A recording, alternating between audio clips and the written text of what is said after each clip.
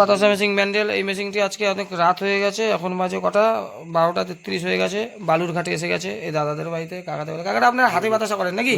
হ্যাঁ হ্যাঁ এই বাসিং হেভি মেশিন ঠিক করে করেন, হাত ফাত সব ভুলে যাবেন। এক মাসের মধ্যে হাত ভুলে যাবেন যে কোনো দিন হাতের বাতাসা করতেন। ঠিক আছে?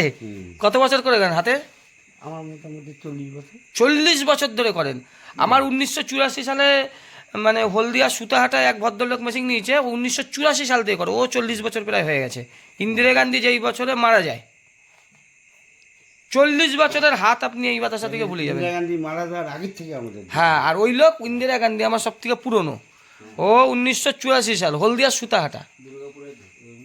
দুর্গাপুরে উনি 35 বছর, কাকা হচ্ছে 40 বছর, মানে কি ওনারও আগে 40 বছর আরও বেশি। যখন মারা যায় না, তখন তার আগের থেকে আমাদের দোকান। কি বললাম? এই দেখো দাদা, আমি তো বারবার আসবো না। এই যে দেখছো বোর্ডটাকে, এইখানে দেখছো এই কেট কাটবা, ঠিক আছে?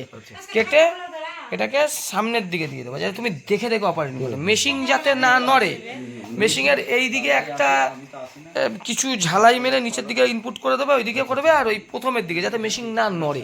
মেশিন যদি নড়ে তাহলে পরে কিন্তু খিচমাল বেরাবে কাকা। ঠিক আছে? আপনি যত ভালো পাকি করেন, জামানি করেন, ঠিক আছে, খিচমাল বেরাবে, মানে কুচো মাল বেরাবে। যদি নড়ে তাহলে তো কুচো পড়বেই, কুচো যেন না নড়ে। আর এই মেশিনটা হেভি মেশিন, ঠিক আছে? এই মেশিনের কোনো বিকল্প হয় না। কষ্ট আপনাদের হাতে যা কষ্ট আছে, এটা দেখবেন, আপনি কাজ করুন। আর আপনাদের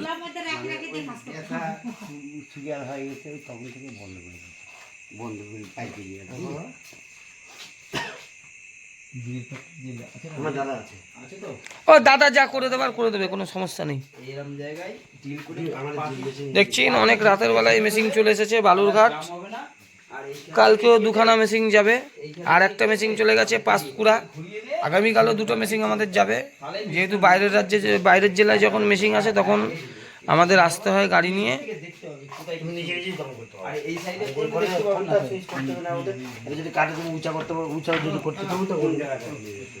এই আমরা এসে গেছি,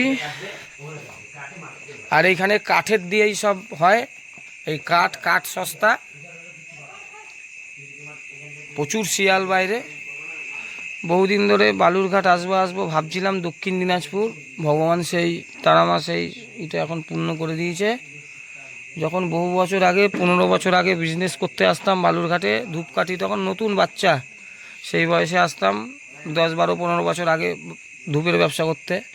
তারপরে এই বালুরঘাট আসা হলো।